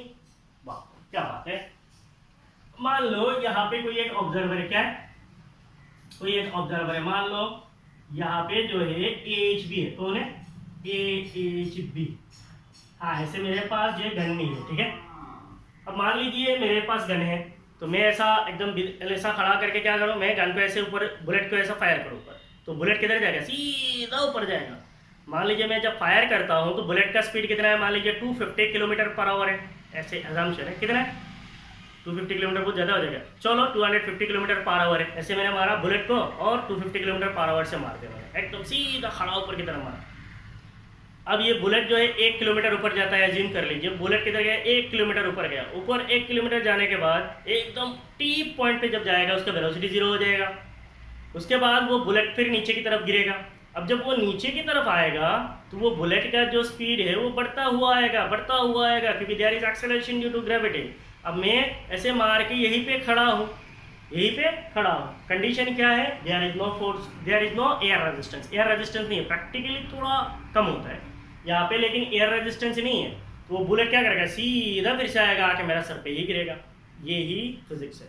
अगर मैं 250 kilometre per hour speed से उसको firing करता हूँ तो वो फिर 250 kilometre per hour speed से मेरा सर पे आके गिरेगा। That is what is this. इसका मतलब मान लो ये बुलेट को जब मैंने यहाँ से छोड़ा तो यहाँ पे इसका स्पीड कितना था, 250 किलोमीटर पर आवर स्पीड से मैंने बुलेट को फायर किया। अब मान लीजिए ये बुलेट जब यहाँ पे बीच में किसी एक पॉइंट पे जाता है तो यहाँ पे जाने के बाद इसका स्पीड हो जाता है, मान लीजिए 125, ऐसे एज्यूम कर रहा हूँ, 125 किलोमीटर पर आवर। अब जब यहाँ पे जब जाएगा तो इसका वेलोसिटी कितना हो जाएगा, फाइनल वेलोसिटी यहाँ पे आने के बाद 0 हो गया, वो तो हमें पता है, यहाँ पे पहुंचने के बाद 0 हो जाता है। अब ये बुलेट फिर क्या करेगा, फिर नीचे की तरफ आएगा, नीचे की तरफ आने के टाइम पे जब इस पॉइंट पे आएगा तो उसका स्पीड कितना होगा, वही 125 किलोमीटर पर आवर होगा, क्योंकि नीचे आने का टाइम पे एक्सेलरेशन ड्यू टू ग्रेविटी इसके ऊपर एक्ट करेगा। और ये जहाँ पे प्रोजेक्शन किया था वहां पे आते ही इसका वेलोसिटी कितना होगा, फिर से 250 किलोमीटर पकड़ लेगा। और मान लीजिए मैं यहाँ पे हूँ तो बुलेट आके किधर गिरेगा, मेरा सर पे गिरेगा। तो यही फिजिक्स है। ये हमें ऐसा लगता है कि मैं ऊपर छोड़ूंगा तो बुलेट ऊपर जाएगा, ठंडा हो जाएगा, फिर नीचे आएगा तो मेरा सर पे लगेगा नहीं, बट प्रैक्टिकली जिस स्पीड से जाएगा उसी स्पीड से आएगा। अब प्रैक्टिकली अगर हम लोग बोलेंगे तो यहाँ पे क्या होगा, यहाँ पे एयर होगा, जाने के लिए कुछ एयर रेजिस्टेंस होगा, प्रैक्टिकली एयर का रेजिस्टेंस होगा, क्योंकि एयर का पार्टिकल से रेसिस्ट करेगा जाने के लिए, धक्का देगा, उसको अपोज करेगा, फिर आने के लिए उसको फिर अपोज करेगा। तो 250 किलोमीटर से छोड़ूंगा तो मान लीजिए ये 230 किलोमीटर पर आवर स्पीड से आएगा, प्रैक्टिकली कुछ इस तरह होगा। लेकिन अगर फ्री फॉल कंडीशन कंसीडर करेंगे तो यहाँ पे एयर का रेजिस्टेंस नहीं है, तो 250 में छोड़ूंगा तो 250 में आके सर पे गिरेगा। सो this is what is called free fall motion का फोर्थ पॉइंट है। In free fall motion, the time at each and every point during the upward motion and downward motion are same. Time the speed जो है वो same होता है, upward motion का हो या फिर downward motion का। इसमें और कुछ पढ़ना है नहीं चाहिए, ठीक है। तो आप लोग पोज मारिए, जल्दी लिखिए।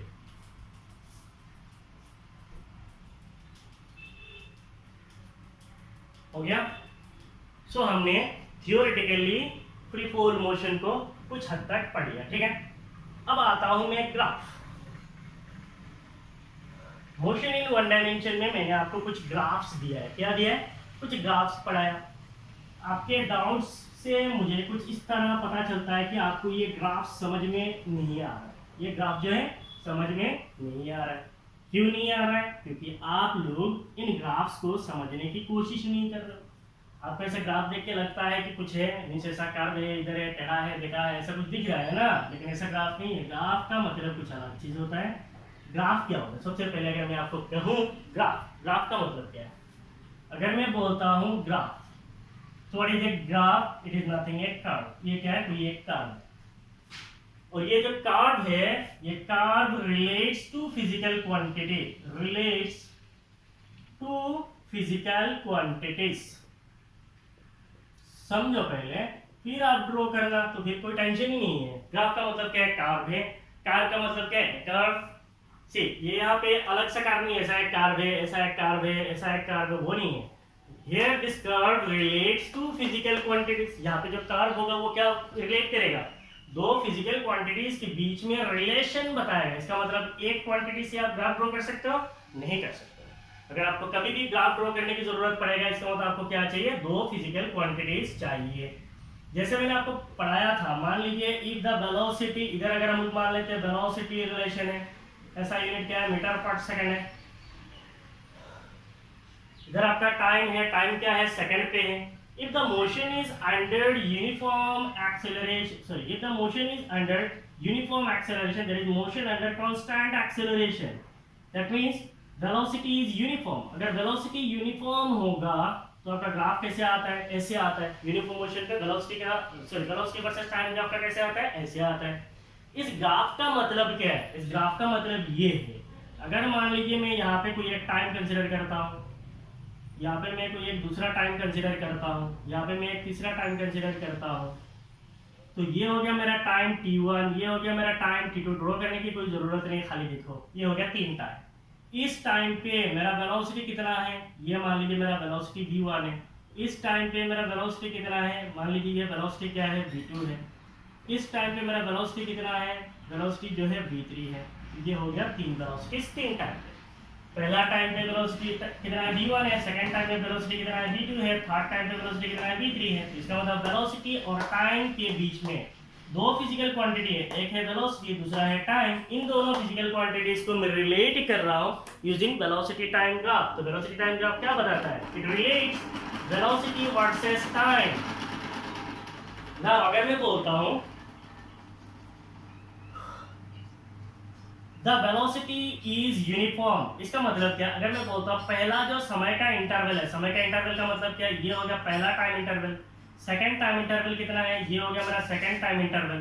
पहले का जो डेल्टी है और सेकंड का जो डेल्टी है वो क्या है? बराबर ही है। मैंने क्या लिया? बराबर लिया। मान लीजिए ये 1 सेकंड का टाइम है, ये 2 सेकंड का टाइम है, ये 3 सेकंड का टाइम है। इनके बीच में कितना समय है? 1 सेकंड है। इसके बीच में समय कितना है? 1 सेकंड है। तो अगर मैं बोलता हूँ ये पहला मेरा वेलोसिटी चेंज हुआ तो ये क्या है? डेल वी है। ये मेरा सेकंड वेलोसिटी चेंज है, ये भी क्या है? डेल वी है। अब देखो, इस डेल्टी टाइम में जो वेलोसिटी चेंज हो रहा है और इस डेल्टी टाइम में जो वेलोसिटी चेंज हो रहा है वो दोनों क्या है? सेम है। इसका मतलब it is a motion with constant acceleration. It is a motion with constant acceleration, ठीक है। जैसे अगर मैं बोलता हूँ, मान लीजिए हमारे पास कोई एक ऑब्जेक्ट है, the object is moving with constant acceleration. तो अगर मैं acceleration versus time graph draw करूँ, ये मान लो एक्सेलरेशन है, मीटर पर सेकंड है, और इधर आपका टाइम है, ऐसे सेकंड है।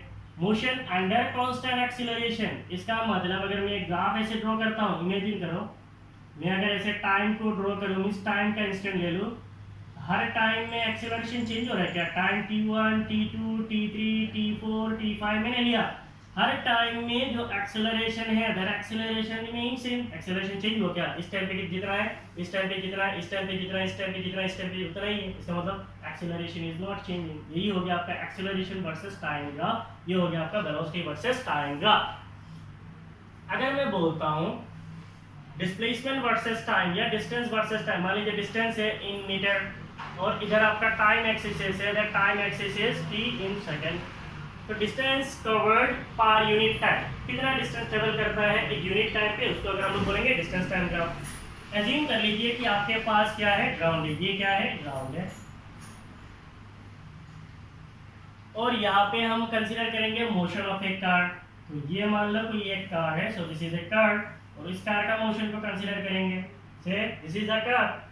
तो ये हो गया मान लीजिए आपका रेफरेंस पोजीशन। यहाँ पे आपका कार क्या करेगा, स्टार्ट करेगा। जैसे ही कार जो है अपना स्टार्ट करेगा, स्टार्ट करने से पहले तक इसका वेलोसिटी कितना है, इनिशियल वेलोसिटी कितना है, 0 है।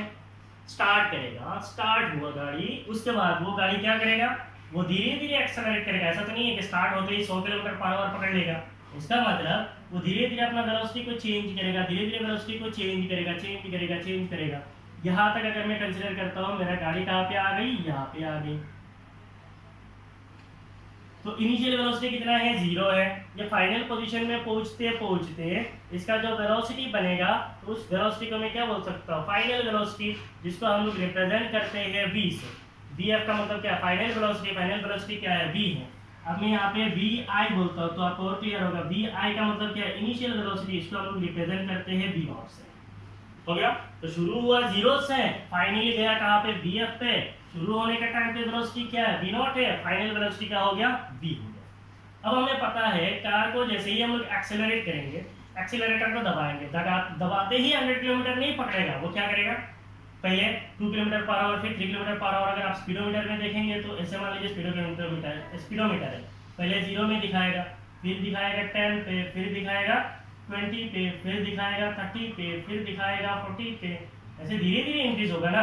तो मान लीजिए यहाँ से लेके कुछ समय लगेगा इसको क्या करने के लिए, स्पीड पकड़ने के लिए। तो ये आ गया आपका कार अभी यहाँ पे।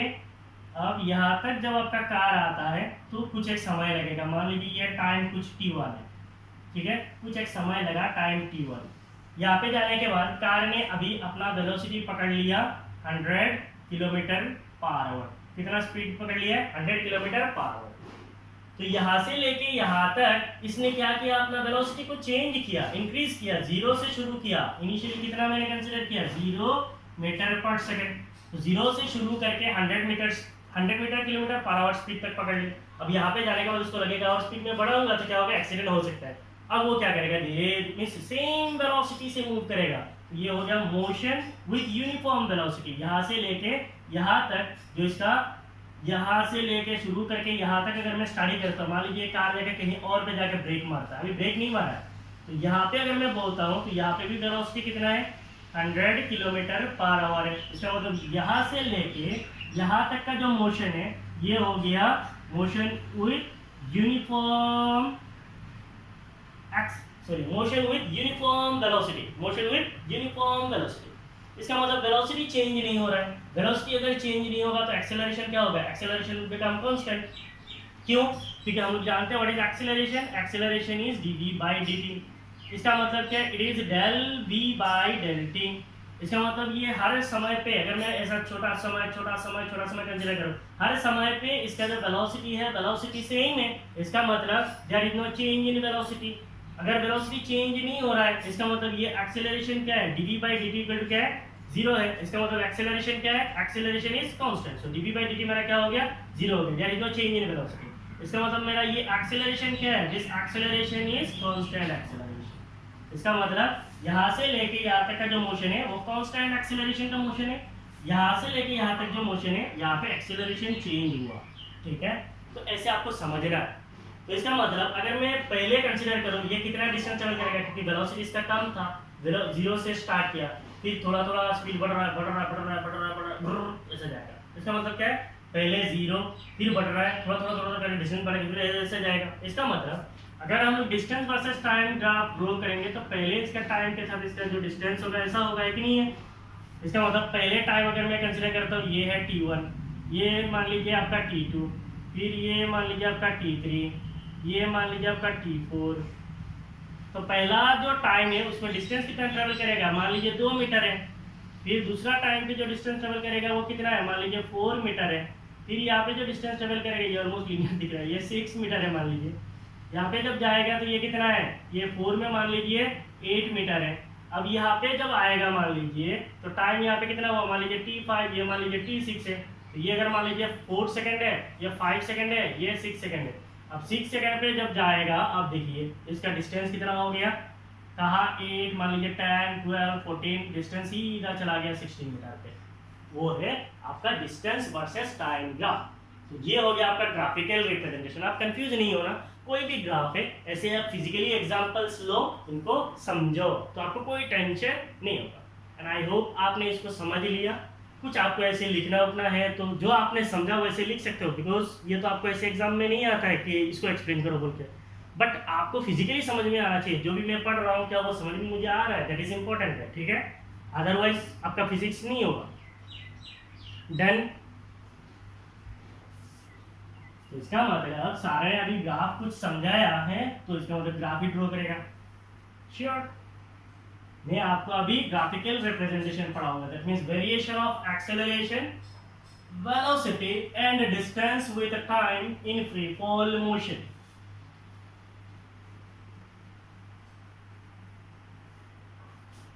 So we'll study the graphical representation. Graphical representation. तो यहाँ पे हम कुछ ग्राफ ड्रॉ करेंगे और उनको समझेंगे। The variation of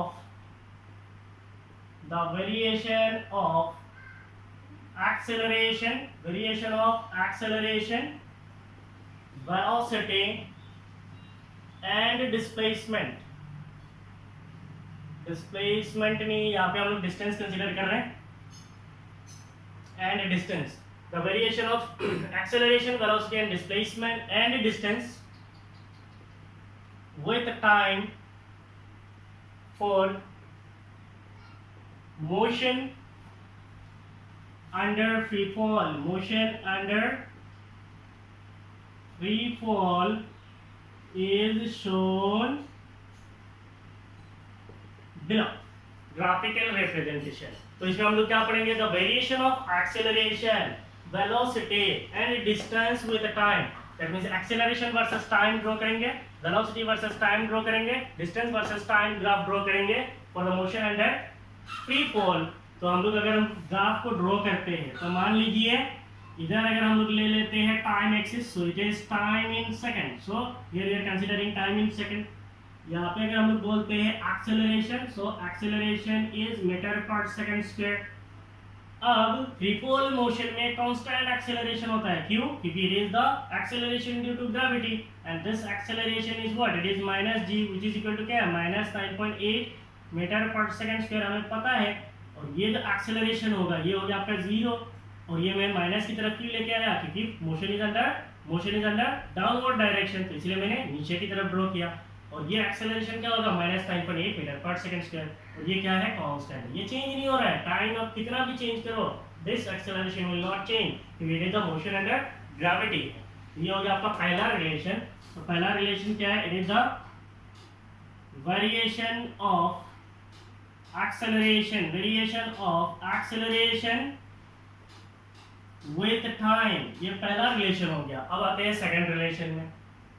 मान लीजिए अभी हम लोग वेलोसिटी टाइम को ग्राफ को ड्रॉ करेंगे, तो टाइम इन सेकंड, वेलोसिटी ये भी डाउनवर्ड मोशन पे है, तो velocity is in metre per second. तो फ्री फॉल का कंडीशन क्या है, we are considering the downward motion only, so this is 0।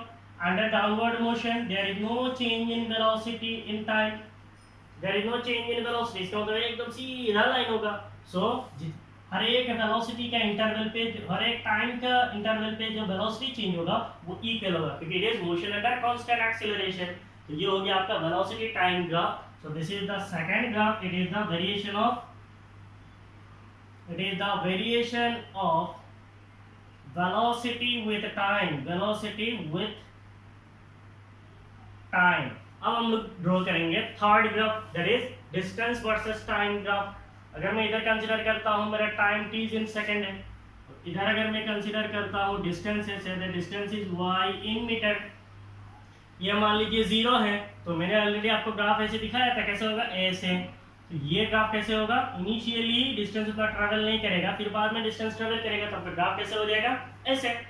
So this is what is your third relation, it is the variation of distance with time, variation of distance with time. तो ये हो गया हमारा तीन graph, acceleration, velocity और distance versus time. आपने draw कर लिया।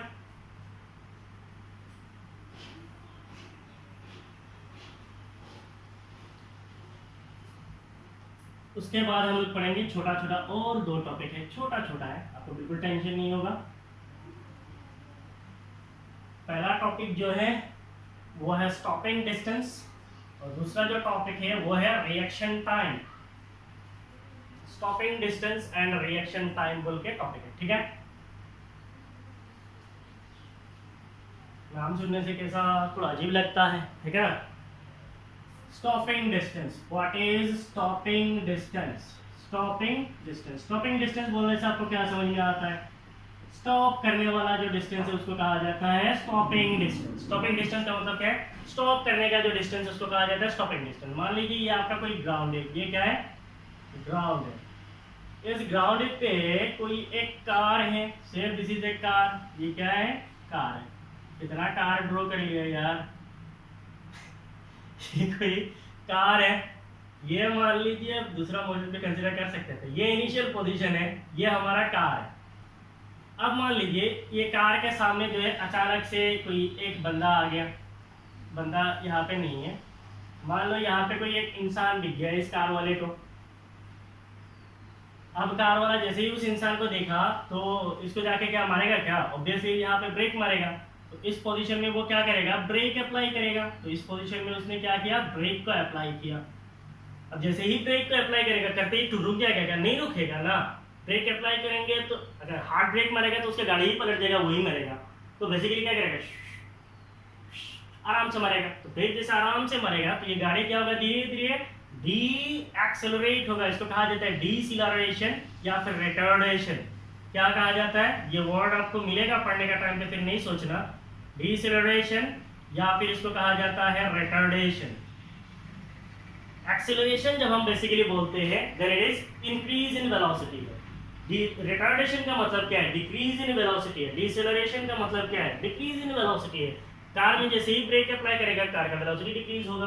तो वो क्या करेगा? जब तक उस इंसान के सामने आएगा तब तक वो अपना कार को क्या कर देगा? रोक देगा। अब मान लीजिए कार यहाँ पे आते ही रुक गया, तो ये ब्रेक अप्लाई से लेके यहाँ तक आके कार क्या हो गया? स्टॉप हो गया। ब्रेक अप्लाई से शुरू करके स्टॉप तक जो डिस्टेंस ट्रैवल करेगा, ब्रेक एप्लीकेशन से स्टार्ट करके जहां तक स्टॉप किया उसके बीच में जो डिस्टेंस ट्रैवल करेगा उस डिस्टेंस को कहा जाता है स्टॉपिंग डिस्टेंस। समझ में तो आ गया स्टॉपिंग डिस्टेंस क्या है? ब्रेक अप्लाई करने से लेके जहां तक स्टॉप हुआ उसके बीच में जो डिस्टेंस ट्रैवल करेगा उसको कहा जाता है stopping distance. So when brakes are applied to a moving vehicle, when brakes when brakes are applied to a moving vehicle, the distance it travels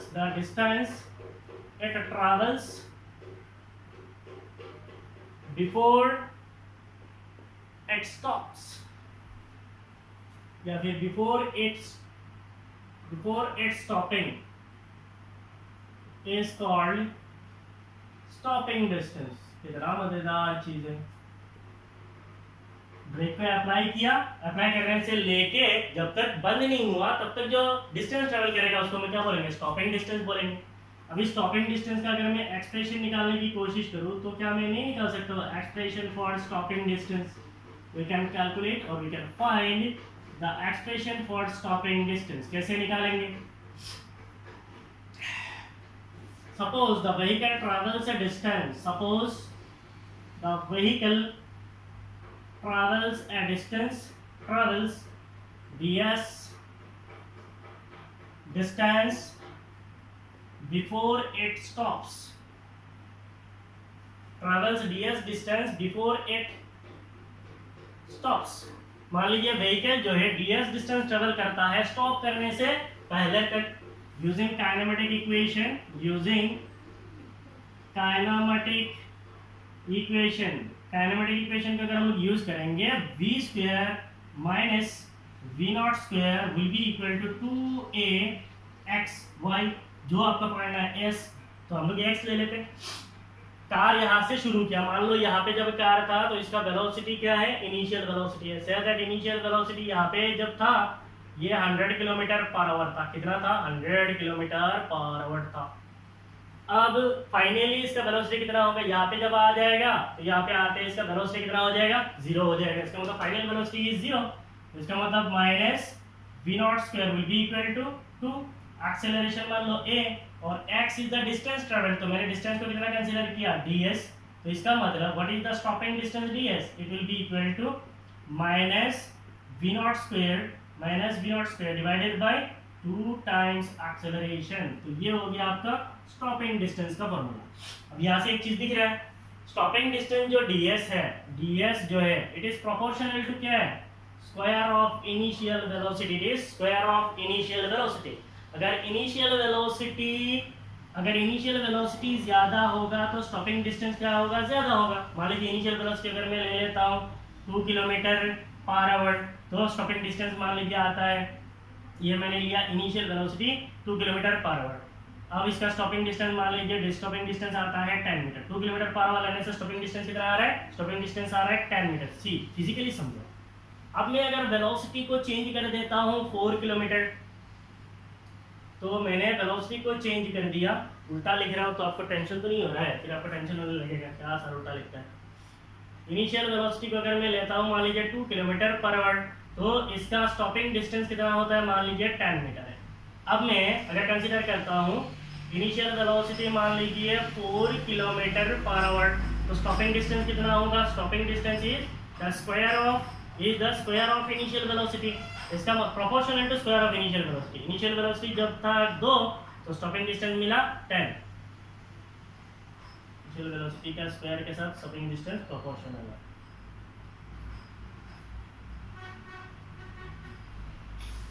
velocity अगर ज्यादा होगा स्टॉपिंग डिस्टेंस ज्यादा होगा। वेलोसिटी मैंने कम लिया, स्टॉपिंग डिस्टेंस आया 10।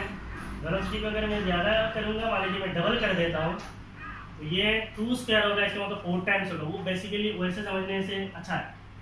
मान लीजिए अगर मैं बोलता हूँ इनिशियल वेलोसिटी जो है v नॉट है और स्टॉपिंग डिस्टेंस कितना है, स्टॉपिंग डिस्टेंस ds है। अब मैं इनिशियल वेलोसिटी को चेंज कर देता हूँ, इनिशियल वेलोसिटी को मैंने कर दिया डबल। इनिशियल वेलोसिटी जब डबल हो जाएगा तो स्टॉपिंग डिस्टेंस कितना हो जाएगा, 2 v नॉट स्क्वायर, इसका मतलब 4 टाइम्स v नॉट स्क्वायर हो जाएगा। इसका मतलब तब आपका स्टॉपिंग डिस्टेंस कितना हो जाएगा, it will B 2 v not square, 2 v not square. इसका मतलब आपको स्टॉपिंग डिस्टेंस कितना मिलेगा, स्टॉपिंग डिस्टेंस मिलेगा 4 v नॉट स्क्वायर।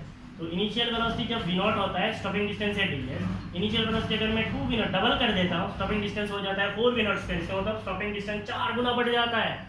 इसीलिए बोलते हैं ना बाइकर्स लोगों को कि आप बहुत ज्यादा जो है सी ऐसा गोल करके कुछ रख रहा हूँ, आपको यहाँ से समझ में आ जाएगा इसका मीनिंग।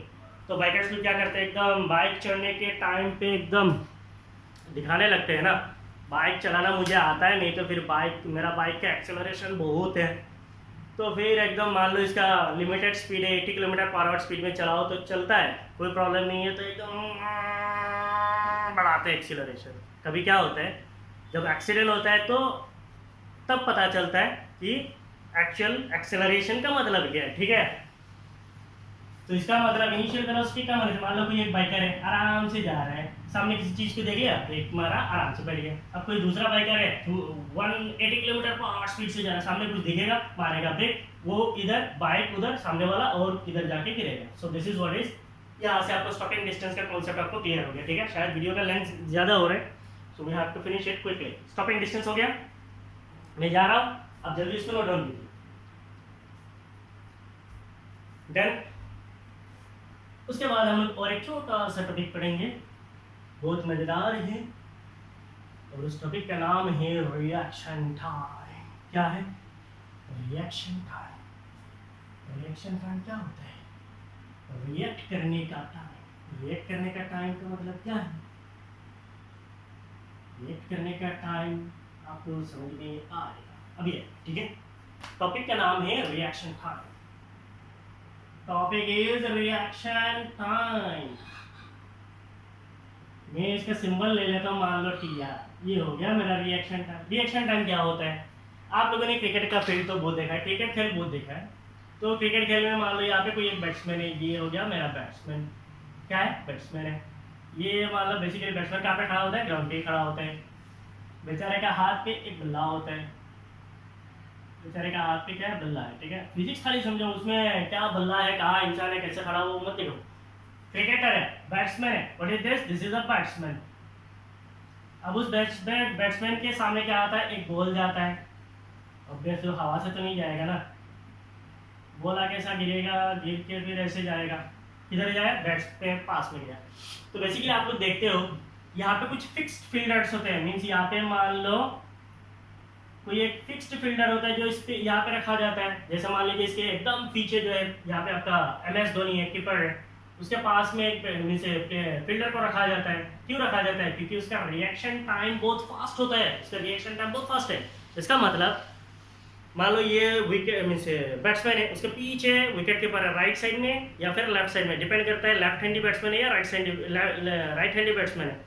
तो एकदम उस एंगल पे मिला के एक फील्डर जो है उसके पीछे रहता है, कभी कभी उसके पीछे और एक फील्डर लगाया जाता है। इनका बेसिकली क्या होता है, रिएक्शन टाइम बहुत फास्ट होता है। तो ये बेसिकली क्या करते हैं, बैट्समैन का बैट को कंसंट्रेट करते हैं, बॉल को कंसंट्रेट नहीं करते, उसका बैट का मोशन को देखते हैं, कैसा बैट को मूवमेंट किया, उसी मोशन को कंसिडर करके वो डाइव लगा लेते हैं। मान लीजिए उसको मीन्स बैट का मोशन को देख के लगा कि वो बॉल राइट साइड में जाएगा, तो पहले ही क्या करते हैं, राइट साइड में अपना बॉडी को झुक देते। और उनको लगता है कि अगर बॉल लेफ्ट साइड में जाएगा तो पहले ही अपना बॉडी को लेफ्ट साइड में क्या करते थे, झुक देते। तो इससे क्या होता है, इनको फायदा मिलता है बॉल को कैच करने में। अब मान लीजिए वो यहाँ पे खड़ा होकर देख रहा है बॉल, जैसे उसने मार दिया फिर आ गया, तब वो मारेगा तो बॉल तब तक तो 10 मीटर पीछे पहुंच जाएगा। तो इसलिए पहले से उनका रिएक्शन टाइम फास्ट होता है। अब इसमें देखना कुछ ऐसे भी प्लेयर्स होते हैं जो यहाँ पे खड़ा होकर एक भी बॉल जिंदगी में नहीं पकड़ पाएंगे। क्यों, क्योंकि इनका रिएक्शन टाइम स्लो है। सिंपली ये रिएक्शन टाइम जो है बेसिकली क्रिकेट्स में बहुत इस्तेमाल होता है। जैसे मान लो यहाँ पे बैट्समैन है, तो जिन बैट्समैन का रिएक्शन टाइम अच्छा होता है तो वही जो है एक सक्सेसफुल बैट्समैन बनता है। रिएक्शन टाइम अच्छा हो वही सक्सेसफुल बैट्समैन बनता है। अब मान लीजिए मुझे अगर बोलोगे जाके क्रिकेट खेलने के लिए, तो मैं बेसिकली क्या करता हूँ, या तो पहले बॉल में ही आउट हो जाता हूँ, नहीं तो पहला 1-2 छक्का लगाता हूँ, फिर थर्ड बॉल में मान लो 1-2 बॉल मिस हो जाते हैं, इधर लगता है शोल्डर पे भी लग जाता है, फिर मान लो एक से ऐसे करके 5 से 6 बॉल निकल गया, 7 बॉल में मैं ऐसा मारता हूँ ना, वो सीधा आउट ही होता हूँ। क्यों, बिकॉज मेरा रिएक्शन टाइम नहीं है, मुझे उतना पता नहीं चलता। पहला चीज़ तो मुझे एक्सपीरियंस नहीं है, दूसरा चीज़ मेरा रिएक्शन टाइम इस केस में नहीं है। तो बैट्समैन को रिएक्शन टाइम बहुत इंपॉर्टेंट है। मीन्स वो बॉल को देख के जज करने, बॉल छूटने से पहले तक, इम्पैक्ट से पहले, बैट से मारने से पहले वो रिएक्ट करता है, उस चीज़ को बॉल को एनालाइज करता है, हर चीज़ कर लेता है, रिएक्ट कर लेता है, डिसाइड कर लेता है, फिर मार भी देता है। तो इतना कम समय में रिएक्शन करना, उस चीज़ को कहा जाता है रिएक्शन टाइम। तो आपको रिएक्शन टाइम का भी कन्फ्यूजन नहीं होगा। तो अगर मैं बोलता हूँ reaction time, it is the time taken by a person, time taken by a person to observe, think and react is called reaction time. The time taken by a person to observe, think and react is called reaction time. तो ये basically आपको और बहुत सारे cases में use होता है। जैसे मान लीजिए कोई एक इंसान है, गाड़ी चला रहा है, कार चला रहा है, सामने अचानक से कोई एक बच्चा सामने आके गिर गया है, तो वो क्या करता है, बच्चे को देख के जब तक वो ब्रेक लगाता है, देखा, ऑब्जर्व किया, अच्छा इधर है बच्चा, तो ऑब्जर्व किया और ब्रेक लगाया। तो ये ऑब्जर्व करके सोचने में, ऑब्जर्व करना मीन्स देखना अच्छी तरीके से, थिंक करना मीन्स सोचना, मीन्स अभी क्या करना है, रिएक्ट करना मीन्स ब्रेक को लगाना। इस समय में क्या हो सकता है, सामने वाला इंसान बच भी सकता है, मर भी सकता है, जिसको कहा जाता है रिएक्शन टाइम। अब जिन लोगों का रिएक्शन टाइम स्लो है, जब तक रिएक्ट करते हैं तब तक खुद का गाड़ी से किसी और को उड़ा देते हैं या फिर खुद ही उड़ जाते हैं। और जिनका रिएक्शन टाइम सही सलामत हो, वो लोग क्या करते हैं, जबरदस्त ब्रेक लगाते हैं, वो भी बच जाता है, खुद भी बच जाते हैं, गाड़ी भी बच जाती है। तो ये रिएक्शन टाइम जो है रियल लाइफ में बहुत बहुत काम का चीज है। अब हो गया हमारा रिएक्शन टाइम। सी और एक मैं एग्जांपल देता हूँ जो आपका एनसीईआरटी में ऐसा कुछ दिया हुआ है। जैसे मान लीजिए आपके पास कोई एक रूलर है, ये मान लीजिए एक रूलर है। अब इस रूलर को आपने हाथ से ऐसा पकड़ा हुआ है, क्या क्या ऐसे आपने हाथ से पकड़ा हुआ है, तो यहाँ पे आपका हाथ से आपने, ये आपका हाथ है, आपने ऐसा पकड़ा हुआ है। कोई और एक बंदा है यहाँ पे आपका, और कोई एक फ्रेंड है, वहाँ पे क्या है, एक फ्रेंड है, तो ये हो आप यू, और ये क्या है, एक रूलर है। आपने अपना फ्रेंड को कहा कि मुझे क्या करना है, अपना रिएक्शन टाइम को मेजर करना है। क्या करना है, रिएक्शन टाइम को मेजर करना है। तो क्या करना है, इसको छोड़ना। वो क्या करेगा, छोड़ेगा।